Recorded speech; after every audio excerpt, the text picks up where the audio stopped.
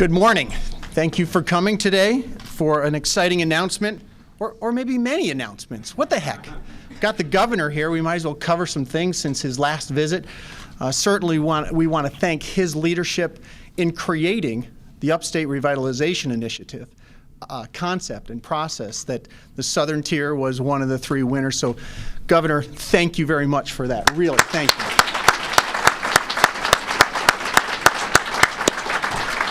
It will transform this region. We have concepts and projects lined up that's going to make the Southern Tier soaring, as we have coined that phrase. And certainly we want to congratulate you and thank you on probably a process that was a little painstaking and nerve-wracking over the last month of bringing the budget on time again, and a budget that I think upstate New York certainly supports. So thank you for that too, Governor. And I'll get to what we're here in this building for in a minute, but let me recognize some of our dignitaries that are here today. Rose Sotak, who's the Union Town Supervisor. Rose, thank you for being here. Bhagat Samakia, who's the Vice President for Research, and a lot of the concepts today came out of Bhagat's head, so thank you, Bhagat.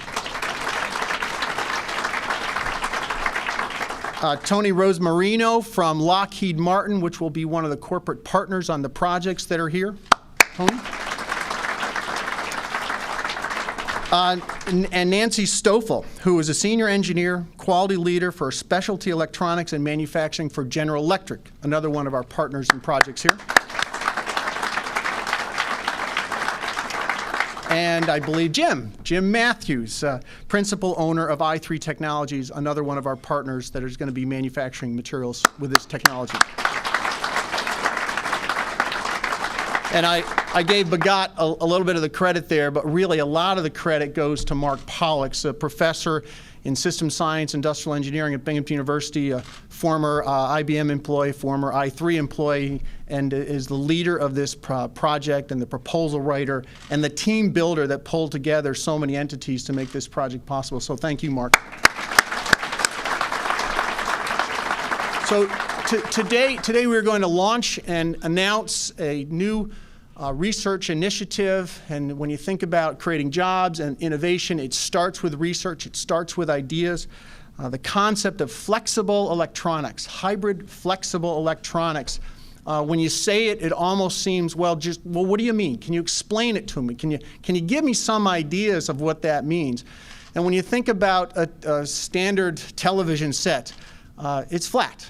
And you can't really bend it very easily. But what if you could bend it? What if you could bend it in almost a circle? What kinds of ideas would that lead you into developing?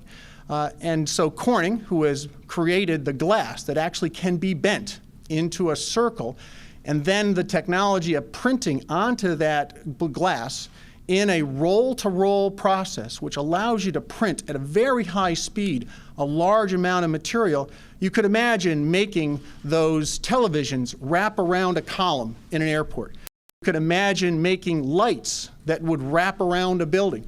Or you could imagine solar cells, photovoltaic cells, that could be wrapped around the curvature of a building. You can make medical devices. You can make wearable electronics. You could actually wear these things on your body, and it could do sensing of vital signs of a warrior, for example. The concepts and the ideas are limitless. And I think what's exciting is that we will have the opportunity here to work with collaboration of other universities, other companies, certainly the companies in the regions, to develop those products, to develop the manufacturing processes for those products, and to see those products made here. I think that's the key. The research is going to be critical, coming up with those ideas, but as you drive in Endicott and you see 3 million square feet of IBM, old IBM space, you think, wow, we've got to use that asset. We have to use that asset. So we're hoping, as we move along through the discovery phase of what kinds of products can be made, that the decision for those companies to manufacture it here in the Southern Tier is something that we can encourage and that we can provide opportunities for them to do it in a cost-effective way, in a way that makes sense for the community, and in a way that makes sense for the environment, as well as the economics of this great new technology. So, without further ado, I'd like to introduce our great leader, Governor Andrew Cuomo.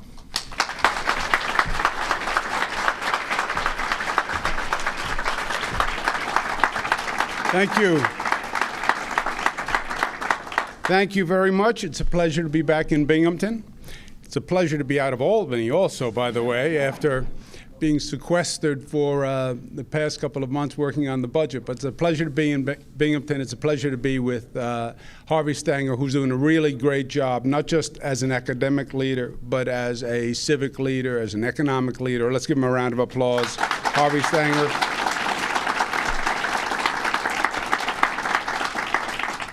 My friend, your great county executive, Debbie Preston. Pleasure to be with you, county executive. Tom Tranter, who is doing double duty, representing you on the Regional Economic Development Council and doing a really great job, and one of the leaders who got you over the goal line to win that URI competition. Tom Tranter, pleasure to be with you.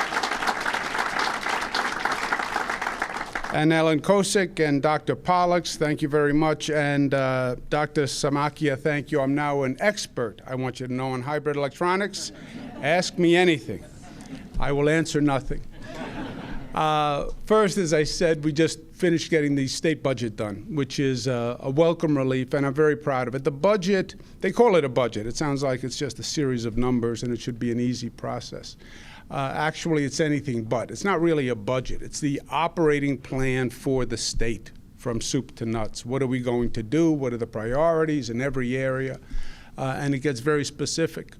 I take pride that this is my 6th budget, and we actually get the budgets done on a timely basis. I don't know if you remember the old days of doing the budget in Albany. It was the same bad drama that would unfold every year.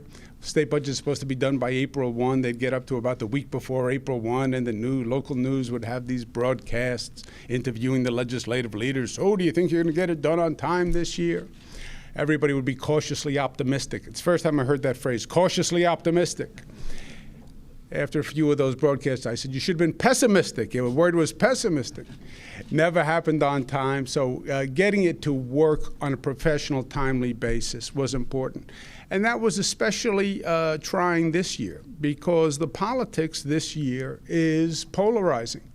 Not really in this state, but nationwide. There's just a tremendous polarization, anxiety, anger, call it what you will. So to put the politics aside was especially challenging this year. But we did. And as you know, in this state, we have a Republican Senate. We have a Democratic Assembly. So to get something done, you need a bipartisan approach, and you need compromise. And compromise is hard, right? My grandfather used to say, yelling is easy, listening is hard, right? And coming to commonality is hard, and accepting other people's opinions is hard. But it worked out very well, and the support was nearly unanimous in both houses. So we're very proud of that accomplishment. But going through the budget is a point of reflection. You start the discussion ab initio about what the state is facing and what regions have what problems and how we got here. And I've been focusing on upstate New York like a laser beam since I was first elected. And we went through the situation in upstate New York all over again. Why is the economy in upstate New York trailing downstate, trailing some national markets? We've made a lot of progress over the past few years, and the numbers upstate are much, much better than they have been in a long, long time. But we're still not there yet. And we went through the why and the big 3 reasons in my mind. Number 1, there was an economic shift that upstate New York had nothing to do with, but became a victim of. We moved away from manufacturing. I think the country made a mistake, but at one point we thought we should give away the manufacturing jobs to overseas and other countries because we couldn't compete. And the companies left, and we lost manufacturing jobs, and places like upstate New York that were invested in manufacturing suffered. That was not anything of our own doing, but it was a situation that we inherited. Second problem was New York State had an anti-business reputation, in part because we were very difficult to do business. One of the highest tax states in the nation. And people were mobile and businesses were mobile. And they said, if I have to pay higher taxes in New York, you know what, I'll move. Why not? I can.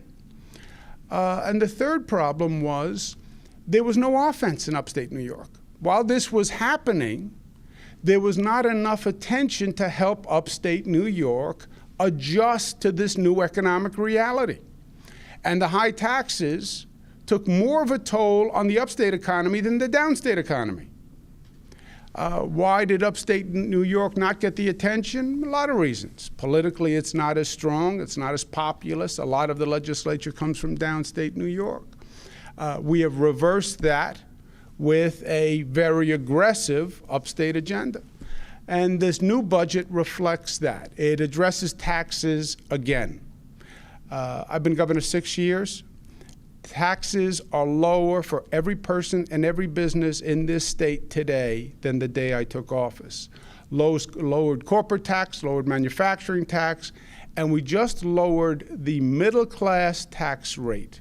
Middle class defined as up to $300,000 in income, which is a very expansive middle class. But middle class tax rate to the lowest level since 1947, believe it or not, 70 years.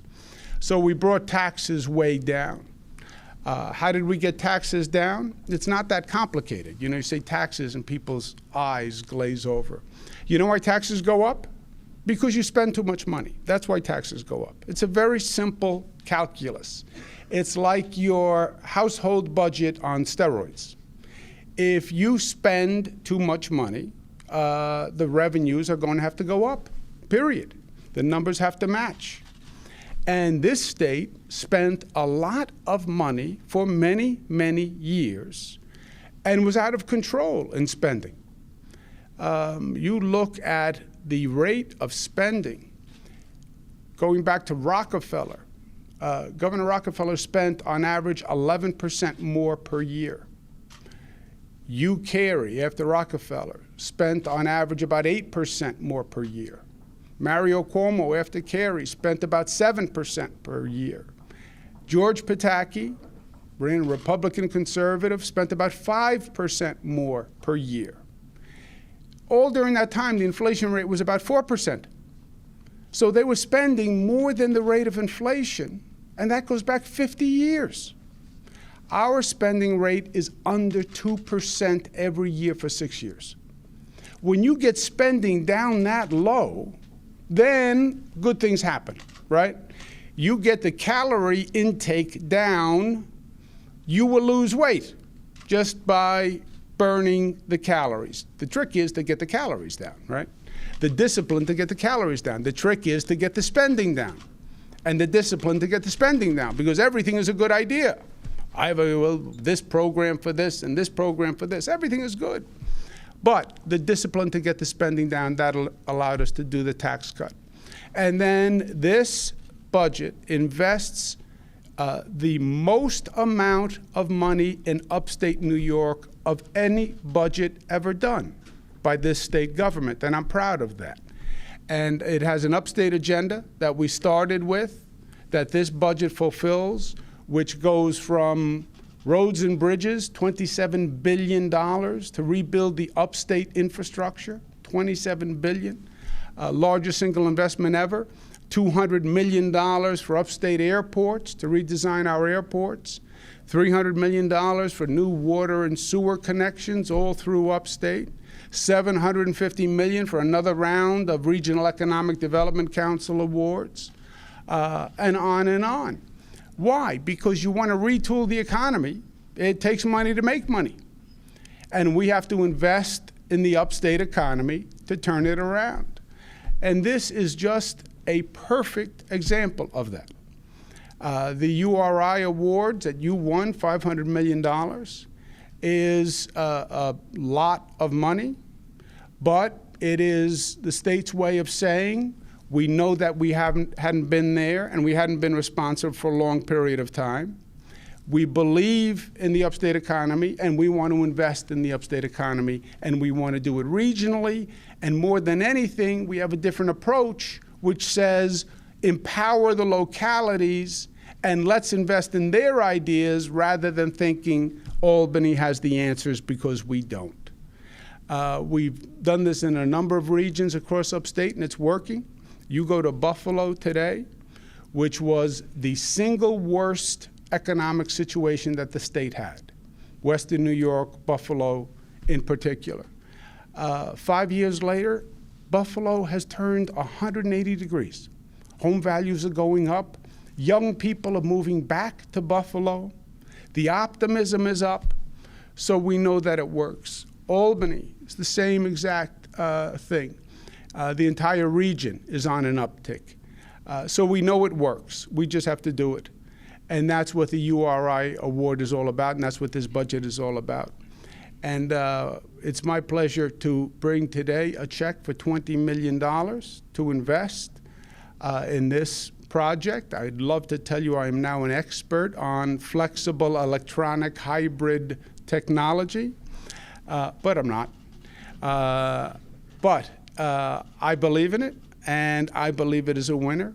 In some ways, taking the tour now, I feel like I've seen this movie before. Albany embarked, the College of Nanoscience embarked on a project years ago where they talked about nanotechnology and being the center for nanotechnology, and no one knew exactly what they were talking about. But they were talking about making circuits smaller and smaller on wafers, getting more circuits on wafers. They had an investment model, which is the same model that is being deployed here, which worked brilliantly. Nanotechnology in the Albany region changed the economics of the entire region, not just the city of Albany, the entire region. Home values skyrocketed. Employment skyrocketed, people moving in. This, in many ways, to me, is the next generation, the next iteration of that technology. And the model is the same. One of the really brilliant points of the model in Albany was they owned the R&D facility. Companies came to Albany. Why? Because you had to. Because Albany had the state-of-the-art clean rooms and the state-of-the-art R&D. And they had invested tens of millions of dollars in that facility. And you couldn't replicate that facility. So the companies had to come to Albany to use that facility. That's what you're doing here. This R&D, this facility is here.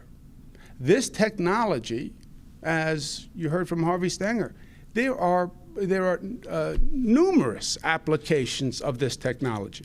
You know, when the federal government says they want to invest in this, the Department of Defense wants to invest in this technology and this application, you know that it has a future.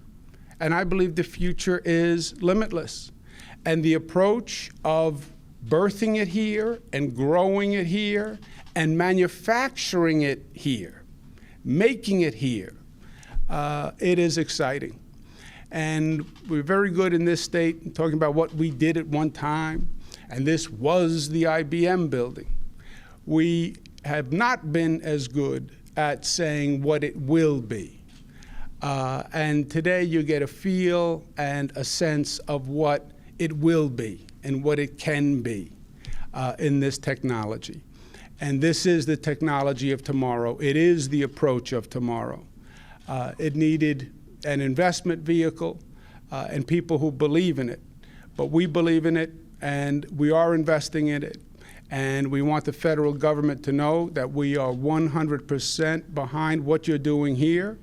You're on the right path. Just keep going, keep going, keep going, because good things will happen. Thank you for having me here today.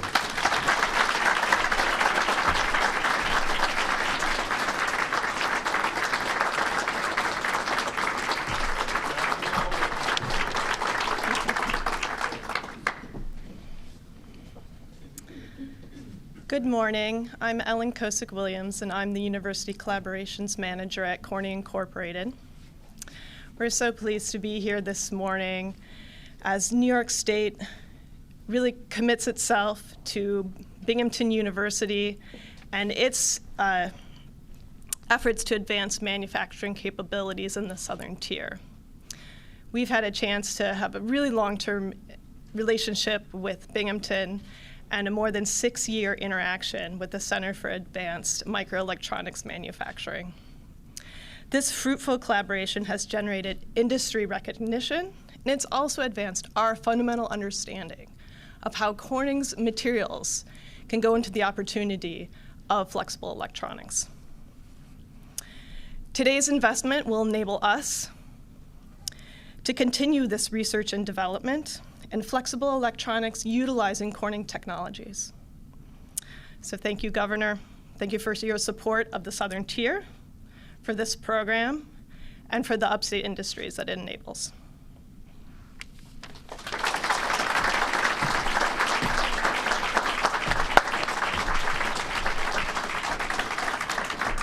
And in closing, let me give you a little more of the details of the project. This is a National Network Manufacturing Initiative, NNMI, program. This is the 5th in the country under the Obama administration. The investment by the federal government through the Army Research Lab, the Air Force Research Lab, the National Science Foundation, and the National Institutes of Standards and Technology is $20 million from the federal government. As the governor said, it's been matched by New York State funds of $20 million. And then what I think is critical about this partnership, like the governor talked about with the Nano College in Albany, every project will be industry-led and driven with our partnership. And so as those industries come forward, and we heard that today our first project has been approved for $2.5 million, and we will be working against those $40 million of commitments of federal and state money. As companies bring their money to the table, they've got to invest as well in these projects. We could see upwards of $75 million of research activity occurring in this facility over the next 5 years. So the scale is significant, but it's, as you said, it's the beginning of what is established and fairly mature in Albany, but in a completely new technology here. And a little bit different, it's in a building that we want to resurrect and make it soar again, I think, too. So thank you very much for being here today. It's really exciting for us to announce this.